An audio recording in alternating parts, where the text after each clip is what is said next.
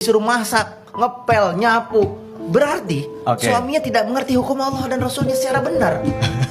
Ini laki-laki harus dengar nih, wajib harus dengar cerita ini. Dan untuk kadang kita jadi suami, kita bukan nabi, kita bukan rasul. Amal kita dikit, dosa kita banyak. Tapi berat sekali kita membantu pekerjaan rumah tangga istri. Betul? Padahal seorang suami yang membantu pekerjaan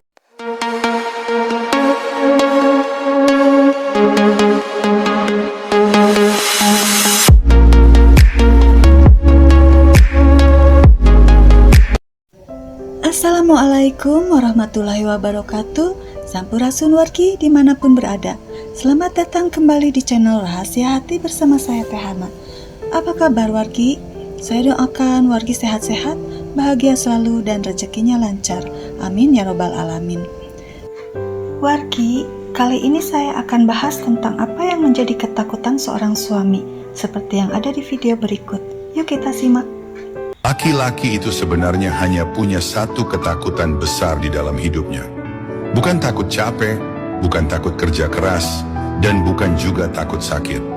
Laki-laki bisa tahan lelah, bisa tahan tekanan, bahkan bisa bertahan saat hatinya hancur.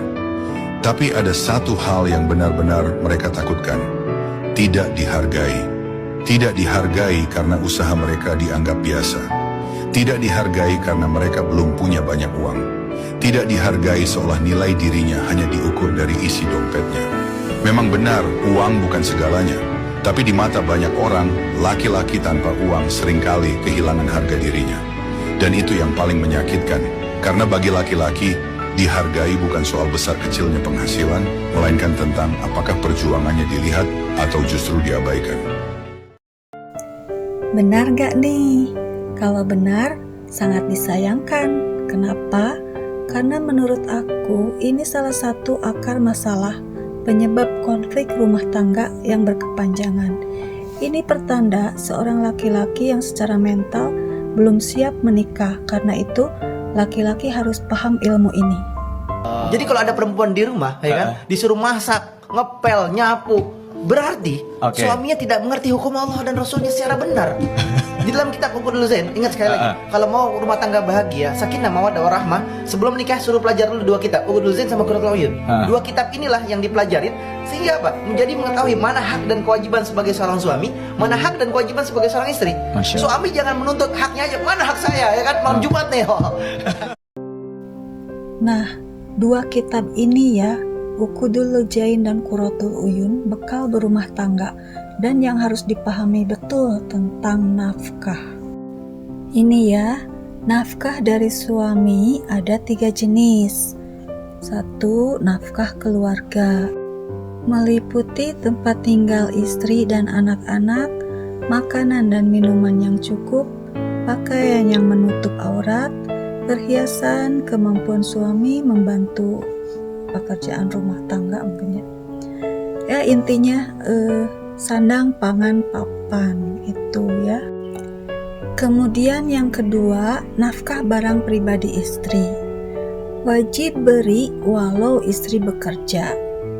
Ya untuk keperluan pribadinya seperti skincare, baju, atau barang-barang yang diinginkan sesuai kebutuhan perempuan tentunya. Terakhir yang ketiga, nafkah batin, termasuk memenuhi kepuasan nafsu istri. Bukan itu saja, suami wajib membuat istri bahagia dan gembira, termasuk bercanda, mengajar ilmu, dan membahagiakan istri. Pastinya, sebagian atau salah satunya Pak Su yang sedang nonton channel ini bilang, terutama yang istrinya tidak menghasilkan uang ya. Aku juga paham, suami harus bertanggung jawab, menafkahi lahir batin. Tapi kamu perempuan yang banyak nuntut, gak bersyukur. Nyari uang itu gak mudah, kalian perempuan tidak menghargai. Aku ini capek, kerja, layani aku dengan baik. Nah, sikap seperti ini artinya Pak Su belum paham. Yang paling krusial yaitu nafkah batin. Lagi dan lagi saya tekankan, bukan soal kebutuhan biologis, Tetapi tentang perasaan yang sering Pak Su abaikan. Seharusnya yang kalian lakukan, 1. Minta maaf pada istri. Kalau belum bisa memenuhi nafkah lahir, bicarakan baik-baik. Kemudian ajak berdoa pada Allah, mohon dimampukan untuk membahagiakan istri dan anak. Kedua, jadikan permintaan istri itu motivasi untuk tetap semangat mencari uang. Selama permintaannya masih wajar, kenapa tidak demi menjalankan kewajiban membahagiakan istri itu, anak 3 kali bahagia, maka akan membuka pintu rezeki. Allah akan muliakan dan diangkat derajatmu, baik di dunia maupun di akhirat. Dengan sikap seperti itu, kalian memenuhi nafkah batin, maka nafkah lahir akan ikut terpenuhi. Jangan malah merasa dituntut atau tertekan dengan permintaan istri, sehingga palsu mengintimidasi, berkata kasar dan menyakiti perasaan istri. Maka rezeki menjauh, masalah dan tekanan di tempat kerja berdatangan, makin stres istri dan anak tidak bahagia. Sikap seperti ini hanya menimbulkan kerusakan dalam rumah tangga. Apa yang didapat yang kalian takutkan? Mending kayak VT berikut deh.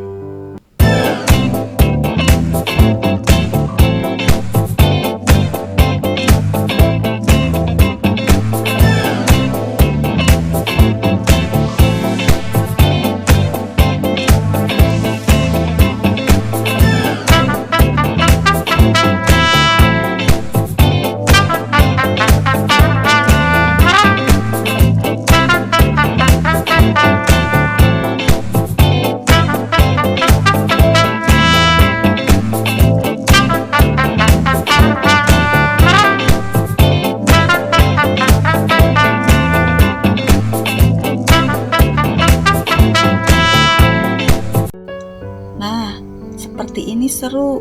Rumah tangga itu berasa punya pasangan. Istri minta untuk kebutuhan loh ya, bukan keinginan. Suami tidak panik, di bawah happy aja. Itu tandanya suami paham rezeki Allah yang atur. Kita hanya perlu berdoa dan berusaha untuk menjemputnya. Apalagi untuk membahagiakan istri dan anak, pasti ada jalannya. Saya jadi ingat masa sekolah SMK dulu. Ada guru matematika, usia di atas 55 tahun. Mungkin ya, kalau sekarang masih ada pasti sudah sepuh. Semoga sehat-sehat, tapi kalau sudah almarhum, semoga ditempatkan di tempat teristimewa di sisi Allah Subhanahu wa Ta'ala. Amin ya Rabbal Alamin. Meskipun bukan pelajarannya yang saya ingat, tapi ada cerita beliau yang sampai sekarang saya ingat. Jadi, beliau cerita suatu ketika istrinya inginkan sesuatu. Ini keinginan ya, bukan kebutuhan. Sementara biaya anak sekolah pun sudah waktunya harus dibayar. Beliau dengan tenang mengajak istrinya duduk, lalu bertanya, "Ini ada uang segini, mana yang harus didahulukan, keinginanmu atau biaya sekolah?" Orgi sudah bisa tebak jawabannya ya. Tapi itu bukan soal. Yang saya ingat itu cara beliau memperlakukan istrinya. Begitu lembut, romantis, jujur. Suami seperti ini idaman harapan saya waktu itu. Kelak punya suami ingin seperti beliau. Rasanya tenang, nyaman, bahagia. Artinya beliau sudah menafkahi batin istrinya. Ya kan, gak pakai tenaga, gak harus capek, meras keringat, modalnya cuma lembut. Dampaknya akan tercipta saling menghargai, menghormati, menyayangi, maka tercapailah keluarga yang samawa. Ini ya, perlakuan suami terhadap istri itu ibarat bumerang. Pak Su harus bisa mengontrolnya. Jika kalian lempar keras, maka akan kembali mungkin lebih keras, bahkan bisa melukai. Sebaliknya, jika lemparannya lembut, kembalinya pun lembut. Jujur ya Pak Su, diperlakukan kasar dan dikata-katain, padahal minta untuk kebutuhan, rasanya sakit. Badan terasa panas, tidak nyaman, rasanya ingin pergi saja. Karena merasa kecil, merasa tidak berharga. hanya membebani. Akhirnya ya saya lakukan bukan lagi ibadah tapi terpaksa. Jadi Pak perlakukan istri kalian itu dengan baik. Ya kalau belum bisa memenuhi nafkah lahir, setidaknya penuhi nafkah batin. Coba pahami juga Fiti ini. Ini laki-laki harus dengar nih, wajib harus dengar cerita ini. Dan untuk kaum perempuan, save video ini dan share ke suami atau teman laki-laki Anda ya, supaya mereka tahu dan sadar. Jadi ceritanya suatu ketika ada seorang pemuda berkata, perempuan itu seperti sandal jepit. Ia akan diganti dan dibuang jika ketemu sandal yang lebih bagus dan baru.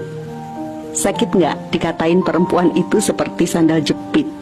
Letaknya di bawah, diinjak menempel tanah, dan bisa diganti kapan saja.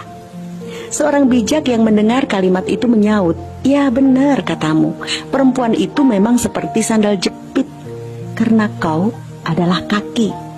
Bagiku perempuan adalah mahkota. Aku letakkan di kepala, ku hormati dan ku jaga sepenuh hati. Gak akan pernah ku ganti-ganti. Bagiku perempuan adalah mahkota. Dan kau tahu siapakah yang memakai mahkota? Dia adalah raja. Dan siapa yang memakai sandal jepit? Dia adalah kaki. Harkat, martabat seorang laki-laki akan naik ketika dia mengangkat harkat dan martabat perempuan. Kesimpulannya, sikap istri pada Pak Su tergantung perlakuan Pak Su, ya kan? Apa masih kekeh bilang perempuan egois? Pilihan ada pada Pak Su, mau jadi kaki atau raja.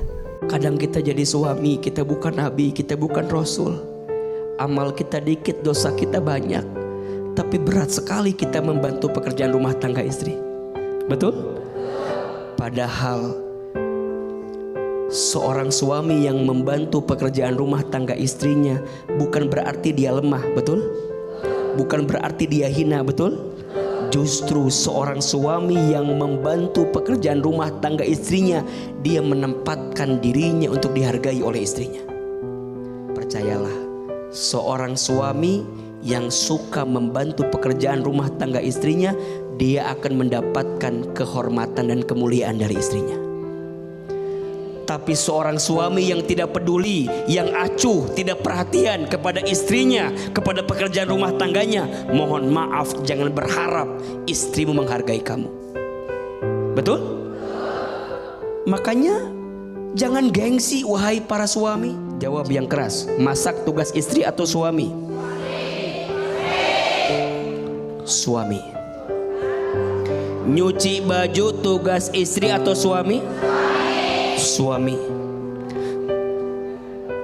Nyapu bebersih rumah tugas istri atau suami? Tugas istri hanya berapa? Taat kepada, berbakti kepada. Jadi boleh jadi istrimu melakukan pekerjaan itu sebagai bakti kepadamu, betul? Tapi jadi suami tolong hargai istrimu, betul? Sayangi istrimu, penuhi kebutuhannya, betul? Istri yang bahagia, rumah tangga akan bahagia. Istri yang bahagia, anak-anak bahagia. Maka mohon maaf Ustadz, saya mah jadi istri yang menderita terus Ustadz. Ini kalimat yang terkesan sederhana tapi dalam sekali, betul? Bagaimana mungkin bunda bisa semangat jadi ibu yang baik bagi anak-anak kalau bunda masih tersakiti jadi seorang istri, betul? Please, jangan menyakiti hati pasanganmu kalau engkau tidak ingin disakiti dalam hidupmu. Suami yang sayang sama istrinya, maka Allah akan sayangi hidupnya. Wargi, video saya akhiri dulu sampai di sini. Terima kasih sudah nonton sampai akhir. Mohon maaf jika ada salah-salah kata. Apabila video ini bermanfaat, mohon dukungannya dengan menekan tombol subscribe, like, share, and comment jika ada masukan dan saran-saran supaya channel ini semakin berkembang. Jangan lupa nyalakan lonceng notifikasi supaya kita bisa berjumpa lagi. See you next video. Wassalamualaikum warahmatullahi wabarakatuh. Sampurasun.